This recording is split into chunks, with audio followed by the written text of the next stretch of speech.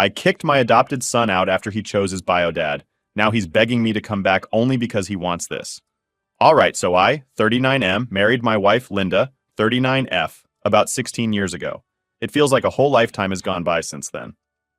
Anyway, when we got married, she already had a little boy, Mason, who was just 2 years old at the time. His biological dad was out of the picture. Like, no clue who he was, according to her. I didn't care about that, though. To me, Mason was my son from the moment we got together. I went all in with the father role, and after we got married, I officially adopted him. From that point on, I treated him like my own flesh and blood. He became the star in my world, if I'm being honest.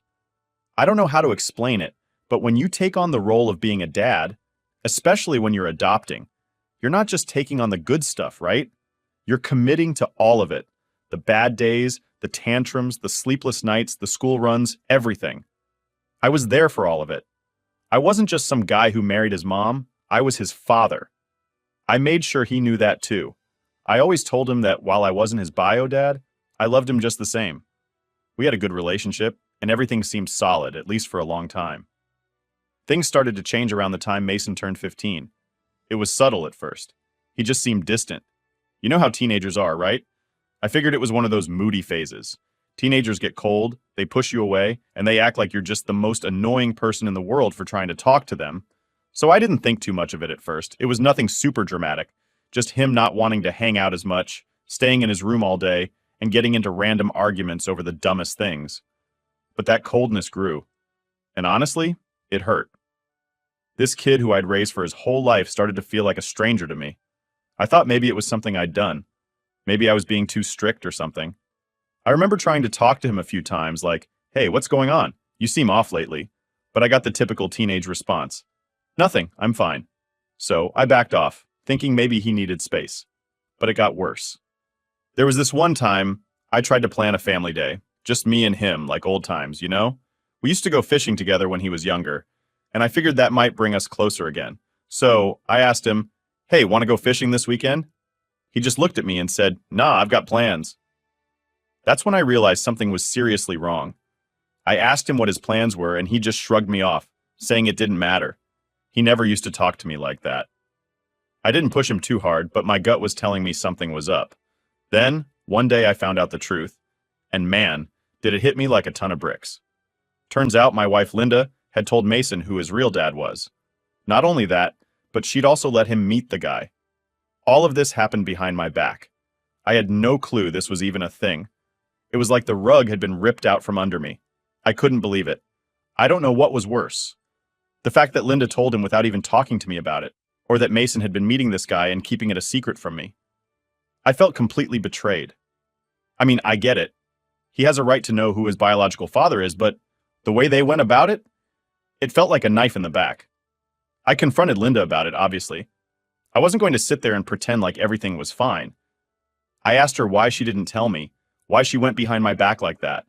Her response? She thought it would be easier if Mason found out from her. I was furious. Easier for who? I remember asking her, because it sure as hell wasn't easier for me. From that moment, things between Linda and me were never the same. The trust was gone. I tried to hold it together for Mason's sake, but how do you look at your wife the same way after she pulls something like that? The woman I'd been with for years had just blindsided me. And Mason? He started seeing more and more of his bio dad. The more time he spent with him, the less he wanted to do with me. It was like I didn't even exist anymore. He would come home late from school, or not come home at all sometimes. He'd barely talk to me, and when he did, it was short, like he didn't have time for me. I even suggested therapy for the three of us, thinking maybe we could work through this mess, but Mason shot it down immediately. "I don't need therapy," he said. "I'm fine." He wasn't fine, though, and neither was I. Every day felt like another reminder that the family I thought I had was slipping away from me, piece by piece. I started noticing more signs that Mason was pulling away. He'd talk about his bio dad here and there, small comments like, "Oh, Dad says this," or "Dad took me to do that." It stung every time. He never called me Dad anymore, just Mike. Like I was some guy who happened to live in the same house. It was like he'd already decided that I wasn't his father anymore. And I guess in a way, I wasn't. Not in his eyes. I was really trying to hold on to the relationship, but it felt like I was the only one putting in any effort. Every time I reached out, it felt like he was pushing me further away. And honestly, I was starting to lose hope. It's hard to keep trying when you're the only one fighting for it. That's when I started realizing that maybe, just maybe, the damage was already done. I didn't want to admit it, but deep down, I knew this wasn't something we could easily fix. I had given everything to this kid, my time, my energy, my love, and it felt like he was throwing it all away. I didn't know how much more I could take, but I wasn't ready to give up. Not yet. After I found out that Linda had gone behind my back and told Mason about his biological father without saying a word to me, things between us started falling apart quickly. I couldn't look at her the same way after that. The trust was just gone. Every conversation felt like we were walking on thin ice, and honestly, I didn't know how to fix it. I was angry, hurt, and confused about why she thought keeping something like that from me was the right call. I tried talking to her, asking why she didn't tell me about the bio dad sooner, why she kept meeting him behind my back, but every answer she gave just made it worse. She kept saying things like, "I thought it was the right time," or "I didn't want to upset you." But all I could think was, how could you do this and think it wouldn't blow up in our faces? There's no coming back from that kind of betrayal. It didn't take long for us to start fighting all the time. It wasn't even about Mason anymore. It was everything. Little things that wouldn't have bothered me before now felt like huge deals, and we both knew this wasn't going to work. I didn't want to live in a house full of lies, and she didn't seem interested in trying to rebuild the trust that was shattered. We tried to stick it out for a few more months, but deep down, I knew the marriage was over. Eventually, I filed for divorce. It was one of the hardest decisions I've ever made, but at that point, it felt like the only choice. We were living like strangers, and every day just made things worse. The paperwork was messy, and the whole process dragged on longer than I thought it would. We argued about everything. Who got what? Who was responsible for what bills? But the biggest fight was over Mason. I didn't want him to feel like he had to choose between us. But it became clear that Linda wasn't fighting to keep him. She seemed more focused on her relationship with Mason's bio dad than trying to work things out between the three of us. I remember the day we sat down to talk about custody, and Linda just shrugged and said, "He should stay with you. He's already used to living here." At the time, I was relieved. I thought, okay, maybe this is my chance to repair what's left of my relationship with Mason. Linda moved out a few weeks later, and Mason stayed with me in the house. At first, it was awkward. He didn't talk about the divorce much, and I didn't push him. I figured he was going through enough already with everything changing so fast. I tried to keep things as normal as possible, hoping that if I gave him space, we could rebuild the connection we had before everything went sideways. So, fast forward a couple years from when things first started getting weird between me and Mason. By now, I've just gotten used to him being distant, and I tried to make peace with it, you know? Like, maybe this was just the way things were going to be from now on. I didn't like it, but I thought, all right, I'll let him have his space. Maybe he'd come around, right? Well, I was wrong. Anyway, Mason was getting ready to graduate from high school. Big moment, right? I was proud of him, even though we hadn't been close lately. He'd worked hard, and I was excited to celebrate this milestone with him. My family, my parents, siblings, cousins, everyone was excited too. We decided to throw him a big graduation party. Nothing fancy, but just a nice get-together with close family and friends to celebrate him. I reached out to him and told him about the party we were planning. He seemed kind of uninterested when I mentioned it, but he didn't say no, so I assumed he'd show up. I mean, why wouldn't he? It was his graduation party, and everyone was looking forward to celebrating him. I made sure to invite his mom, Linda, and even her family because I didn't want there to be any awkwardness. We could be civil for Mason's sake. The day of the party rolls around. We've got everything set up. Decorations, food, music, the whole 9 yards. Everyone's there, and we're all waiting for Mason to show up. I figured maybe he was just running late or something. But an hour passed, then 2, and still no sign of him. I started to get this sinking feeling in my gut, but I tried to shake it off. Maybe something came up, and he'd be here soon. As I'm trying to keep a brave face for my family, I see my niece scrolling through her phone, and she's giving me this weird look. I go over and ask her what's up, and that's when she shows me her phone. There, on Instagram, are pictures of Mason at another party. A different party. A party thrown by his mom and her family. And guess who's in all the pictures? Mason, his mom, and his biological dad. They were all there celebrating together while my family sat around waiting for him to show up. I honestly didn't know what to say. I felt completely blindsided. My heart sank. I was angry, embarrassed, hurt, all of it at once. I just stood there for a minute, staring at those photos, while my niece awkwardly looked away, probably feeling bad for even showing me. Everyone at my party was sitting around, still waiting for Mason to show up, while he was over there with his other family, having a great time. I didn't want to ruin the mood for everyone else, but at that point, I couldn't keep it together. I went inside, told my family that Mason wasn't coming, and just tried to hold back how upset I was. My family saw through it, of course. They could tell something was wrong, and I ended up showing them the pictures. Everyone was in shock, but they tried to comfort me. It's not your fault. He's young. He doesn't realize what he's doing, stuff like that. But honestly, none of it helped. All I could think was, how could he do this to me, after everything? The party went on without him, but it wasn't the same. My family did their best to cheer me up, but the whole time, I was just feeling this huge sense of betrayal. This wasn't just some random get-together, it was his graduation party. The least he could have done was tell me he wasn't coming, right?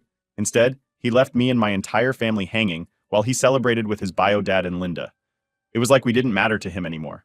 Later that night, when everyone had left, and I was cleaning up the mess, it hit me hard. This was the kid I'd raised for almost his whole life. I was there for him when his bio dad wasn't. I did everything I could for him. And yet he didn't even have the decency to tell me he had other plans. It felt like I'd been replaced, like everything I'd done for him meant nothing now that his bio dad was back in the picture. I didn't sleep much that night. I just kept going over everything in my head, trying to figure out where it all went wrong. Was this my fault? Was I too hard on him? Should I have fought harder to keep him close when he started pulling away? I didn't know what to think anymore. The next day I was still stewing over it, trying to decide if I should talk to him or just let it go. But honestly, I was too hurt to let it slide.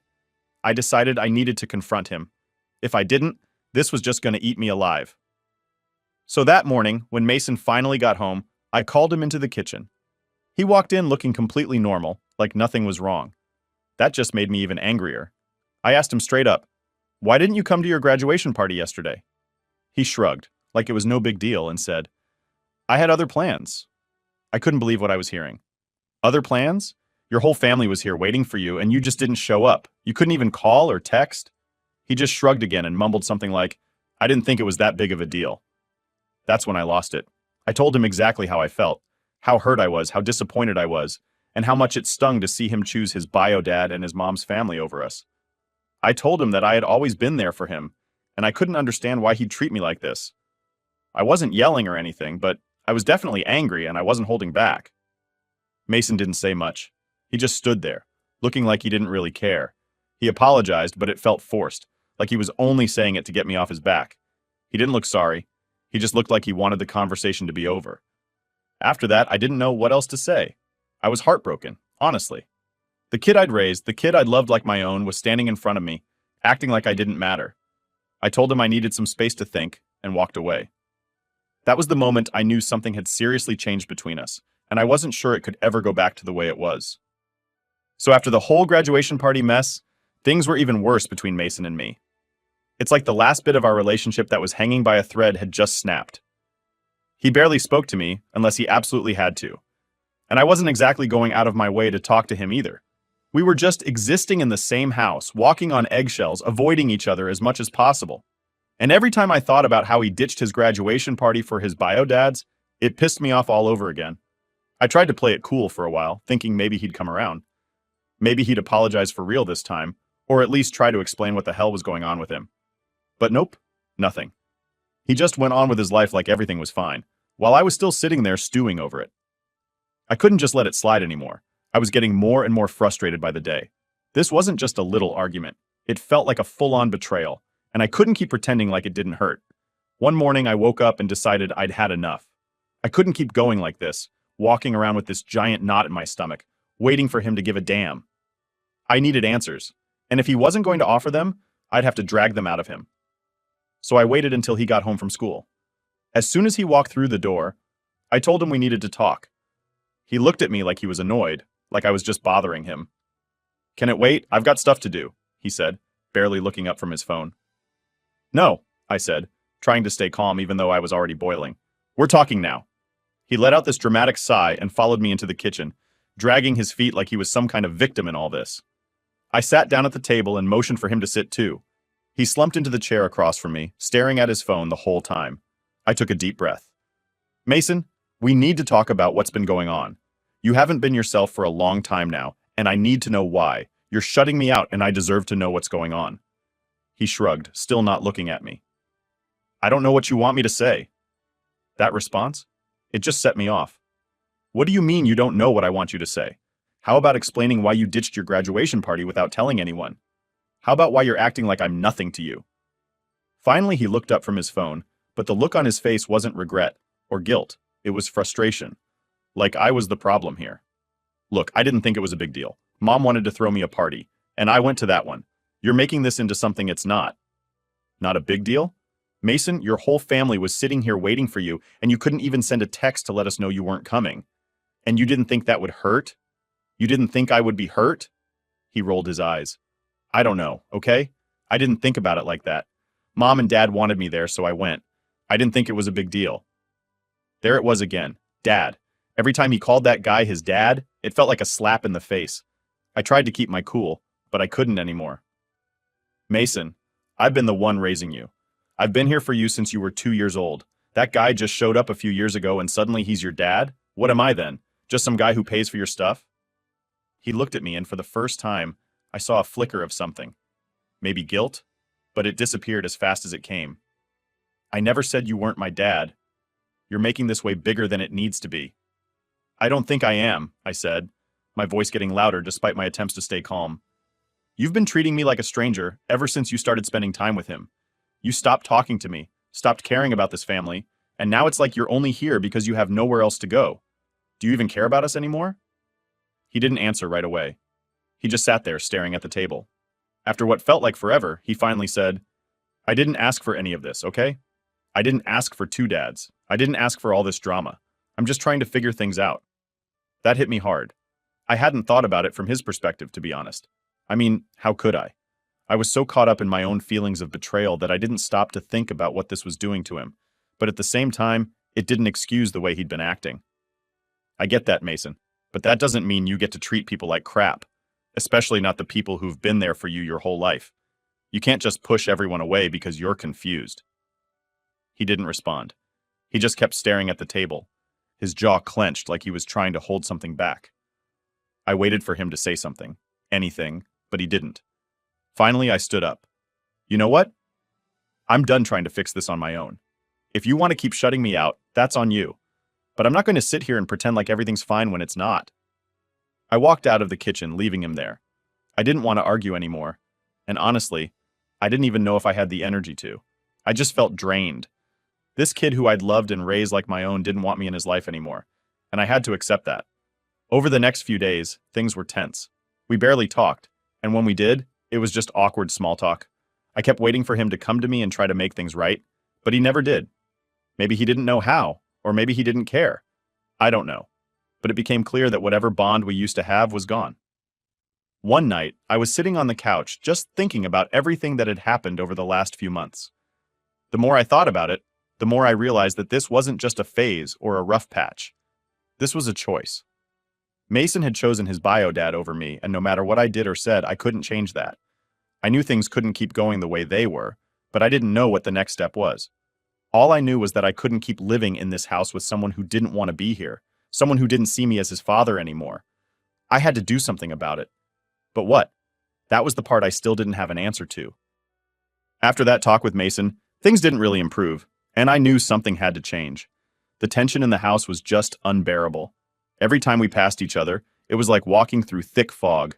Awkward silence, no eye contact, just this heavy feeling hanging in the air. I couldn't live like that anymore, and honestly, it didn't seem like he could either. We were like 2 strangers living under the same roof, but with too much history to ignore. It had been a few weeks since our last real conversation, and nothing had gotten better. If anything, it had gotten worse.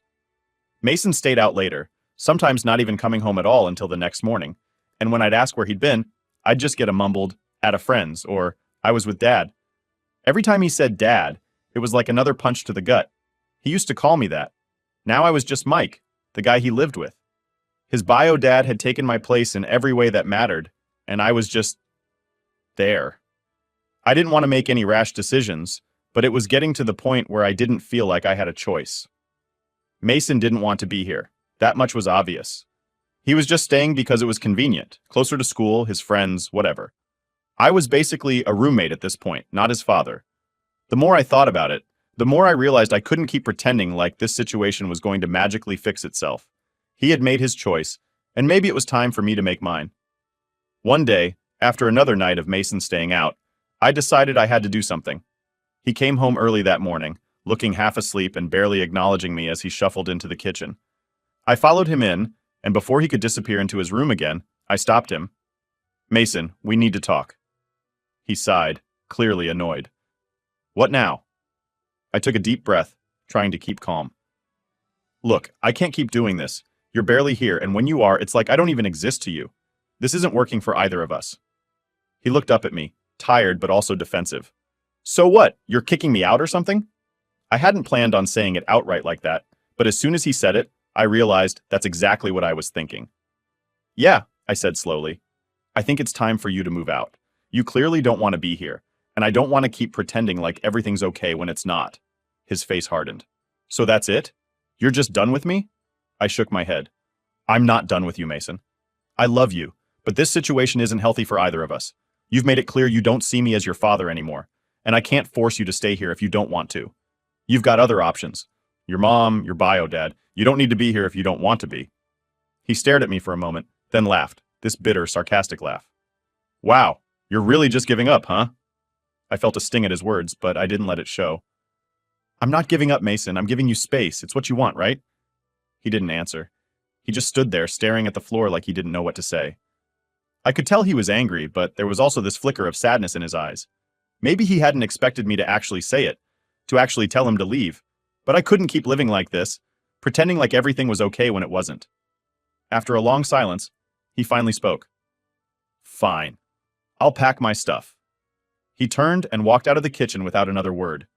I stood there for a while, feeling this mix of relief and guilt wash over me. I knew I had done the right thing, but it didn't make it any easier. This was my son, the kid I'd raised since he was 2, and I was telling him to leave. But what else could I do? He didn't want to be here, and I couldn't keep holding on to something that was already gone. Over the next few hours, Mason packed up his things. He didn't say much, and neither did I. It was awkward and tense, but there wasn't anything left to say. He packed his clothes, his books, his computer, and whatever else he could fit into a couple of bags. He didn't take everything, just what he needed. I didn't ask where he was going, but I figured he'd end up at his mom's, or maybe his bio dad's.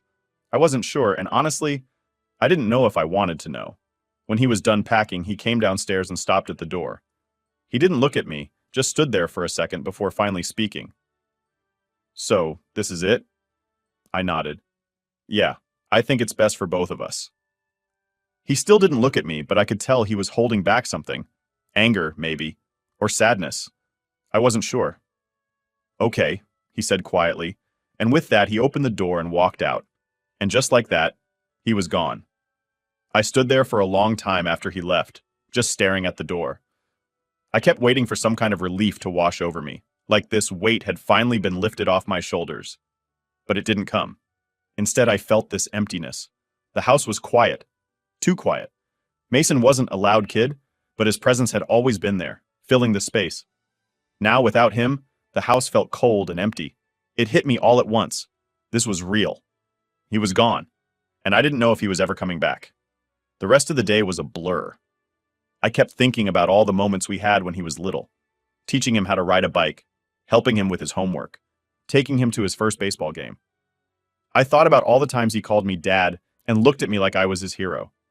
And now, here we were, him gone, me alone, and everything between us broken. That night, I sat down on the couch, feeling completely drained. I'd done what I had to do, but it didn't make it hurt any less. I kept wondering if I could have done something different, if maybe I had pushed him too hard, or if I hadn't done enough. But in the end, I knew the truth. Mason had made his choice. He chose his bio dad, and there was nothing I could do to change that. I had to accept it, no matter how much it hurt. Update. It had been a few weeks since Mason moved out. Things were quiet, but that feeling of emptiness still lingered in the house.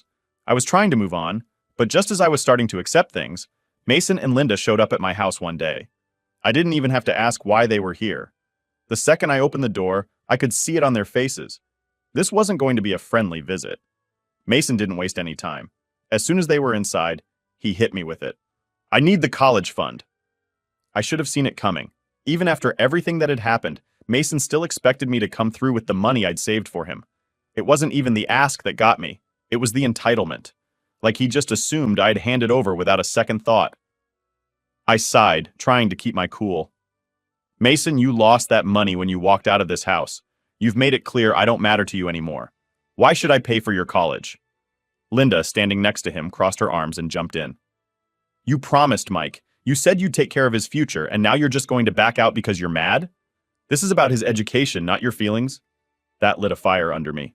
No, Linda. This is about respect. Mason hasn't treated me like a father in a long time. He's made his choice, and I'm done pretending like that doesn't hurt. I saved that money because I thought we were a family. But after everything you two have done, he's not getting a dime. Mason scoffed, like he couldn't believe what he was hearing. So what? You're saying your love is conditional? I looked him dead in the eyes. Yeah, it is. Because love goes both ways, Mason. And for the past few years, you've shown me that I don't matter to you unless I'm paying for something. You've been lying to me, hiding things. And now you're here expecting me to just hand over money like none of that matters? You lost more than just a college fund. You lost my trust. The room fell silent for a second. Mason's face hardened. But I could see a flicker of something. Maybe guilt, maybe just anger. Either way, it didn't change what I said. Linda shook her head, clearly frustrated. This is ridiculous, Mike. You're punishing him for no reason. You can't just take away his future because you're hurt. I stood my ground. I'm not punishing him. I'm protecting myself. I've given everything to this family, and now I'm being treated like I don't even exist. If you want to support Mason, you can, but I'm done. That's when Mason snapped. He stormed toward the door, not saying a word, just muttering something under his breath. Linda shot me one last glare before following him out. The door slammed, and just like that, they were gone. I stood there for a long time, staring at the door, wondering if I'd made the right decision. But deep down, I knew I had. They weren't here because they wanted to fix things. They just wanted the money. A few days later, I heard through the grapevine that Linda and Mason's bio-dad were planning to get married. Apparently, they'd been seeing each other for a while, way before Linda and I split up. I wasn't surprised. Everything made sense now. The coldness, the distance, the lies. They'd been keeping their relationship a secret because Linda wasn't financially ready to leave me. So while I thought we had a chance to fix things, they were planning their future behind my back. And Mason? He knew the whole time. He'd been keeping that secret from me, pretending like nothing was going on while they built their new little family. It was like getting hit all over again. First, I lost my wife. Then I lost my son. And now I was finding out that everything I'd been fighting for was a lie. They'd been planning their escape from the start, and I was just the last to know. In the end, I realized something important. Mason didn't want me in his life. He didn't care about the years we spent together, the things I did for him, or the love I gave him. He had chosen his real dad a long time ago, and I was just the guy who was supposed to pay the bills. Well, not anymore.